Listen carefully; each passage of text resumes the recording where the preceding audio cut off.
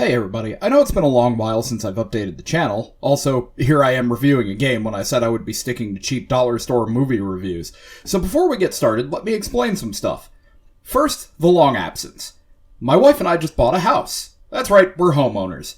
The past 2 months have been largely spent moving everything in, settling into the new place, and taking care of any minor problems that may have cropped up. The jump back to game reviews is a little more complicated. Firstly, that's what I had always wanted to do, reviewing video games. My very first videos were released under a different channel called Game Night, where I dressed in medieval clothing and talked about sword and sorcery themed games. Unfortunately, that project was a little too ambitious, requiring an entire cast and production crew, so I picked up Tommageddon as a way to kind of refine my technique and find more effective ways to produce videos. And I just got lost in it because I have the attention span of a goldfish. As I was moving, I found my old Game Night stuff, and it reminded me of my original vision, and I realized just how far I've strayed from all that, to a point where making videos was more like something I had to do instead of what I wanted to do. I started taking advice from people on a YouTuber's subreddit. Video games are an oversaturated niche. Your sound quality's bad. I can hear your fan. Okay, first of all, it's 100 degrees in my office and my pet rat lives here. I'm not going to cook the little guy just to slightly improve the quality of my sound, nor am I willing to die of heat stroke over a fun little hobby. Second, video games have always been hugely important to me. They've got me through some of the toughest times in my life, so it's a topic that's fairly dear to my heart. Of course, I don't want to stop making videos, so here's my solution. Combining the channels. Use the techniques and the format of Tommageddon with the spirit and content of Game Night to create something new and amazing. Tommageddon the Game Night. One last thing before I get into the actual review. I really want to thank you guys for sticking it out with me over this last year while I got my life together. You're not a large fan base, but you are the best fan base. Let's get into it.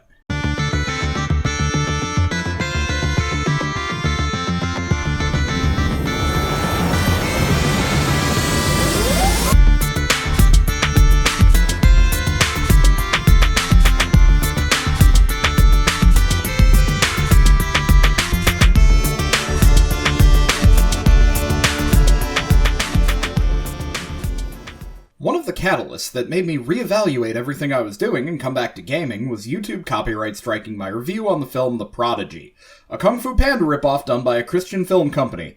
Easily the worst movie I have ever experienced, but definitely one of my favorite reviews. Apparently no-name Christian film companies are militaristic about protecting their brand. I decided I needed a little stress relief, so I dug through my newly organized game collection and came across my copy of the very first God of War game. What better way to relieve stress than through utter destruction?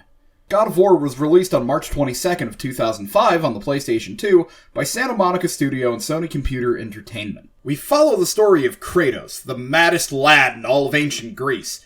Kratos, in exchange for victory against a barbarian warlord, pledged his loyalty to Aries, the god of war, who then turned around and tricked Kratos into killing his wife and child because those pesky earthly attachments were getting in the way of Kratos becoming the ultimate warrior. Kratos then spends 10 years serving the other Olympian gods in order to earn redemption for the sin of wiping out his family. After killing a Hydra for Poseidon, Athena tells Kratos that Ares has laid siege to her city Athens, and if Kratos can kill Ares, his sins will be forgiven. Kratos is all like, "Yes, excellent, but how can a mortal kill a god?"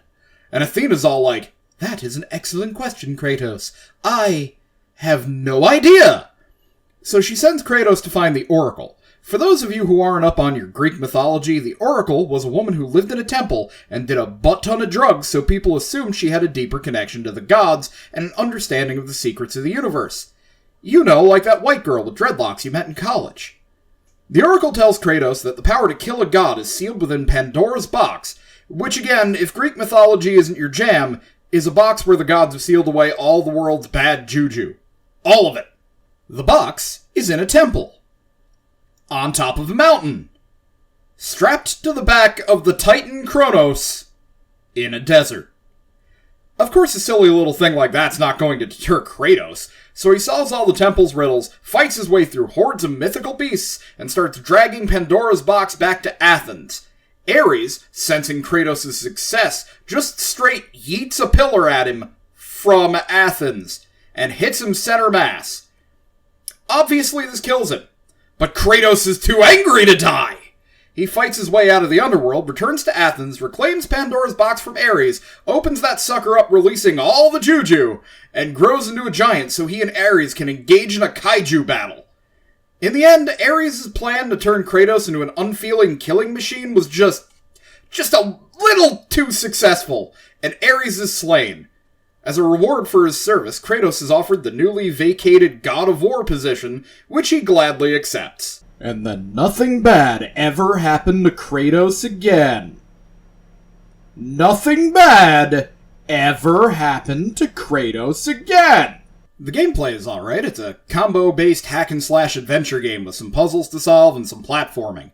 The puzzles are actually fairly clever and fun to solve, and the platforming is either really basic or really infuriating with pretty much nothing in between. The combat is simple but satisfying. You've got your light attack and you've got your strong attack. Combos are done by combining the two in different orders. But don't worry about that, because you'll probably never use any of it. Every fight can easily be won by just mashing on the light attack button and doing the basic combo until everything dies. Occasionally throw in a strong attack to break an enemy's guard, and you're golden. Killing larger enemies often requires you to complete a QuickTime event, which can be infuriating if you're not particularly good at QuickTime events. The best is when you get mobbed by the basic mook enemies and you can tear through them like tissue paper. You also unlock a number of different magic attacks through the game, like an AoE lightning attack, Zeus's lightning throw, Medusa's head, and the ability to summon an army of ghosts. On top of that, you can change out Kratos' chained short swords, the Blades of Chaos, with the Sword of Athena. I don't know why you would want to do that, since the Blades of Chaos are friggin' amazing, but it's an option. The enemies are really cool, but that's to be expected. Hey, you like Greek mythology? Well, here it is, trying to beat you up, take your wallet, and leave you for dead in a drainage ditch.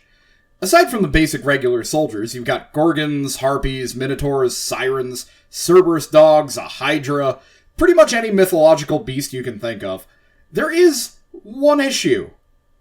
Or bonus if you're a teenage boy with raging hormones who isn't looking to upload a video about the game that may or may not get demonetized. And that is boobies.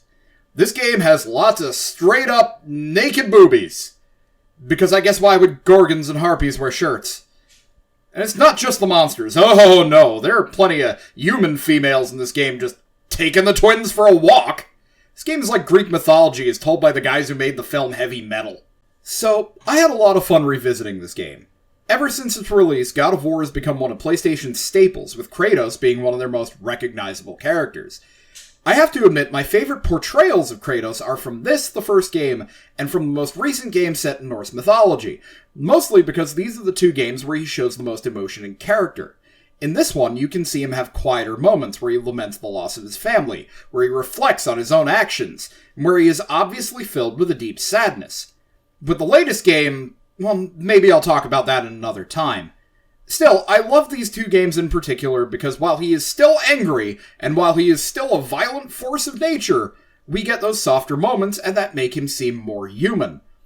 As opposed to the rest of the series where he's the human embodiment of a hate boner.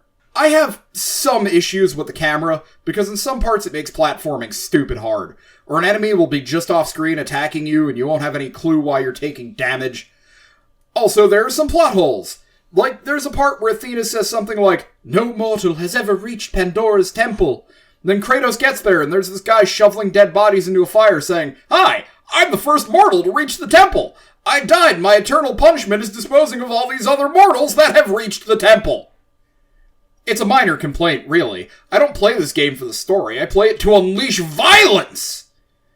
A personal irritation was that if you die enough times, a screen pops up saying, "Would you like to switch the game to easy mode? This only affects combat."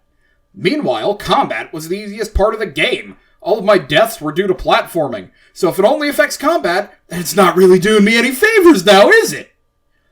When it comes right down to it, this game was a lot of fun, and if you're into hack and slash games, I would strongly recommend it. Also does boobies. Thanks for watching! Now, this is a story all about how I stabbed my wife and became the God of War.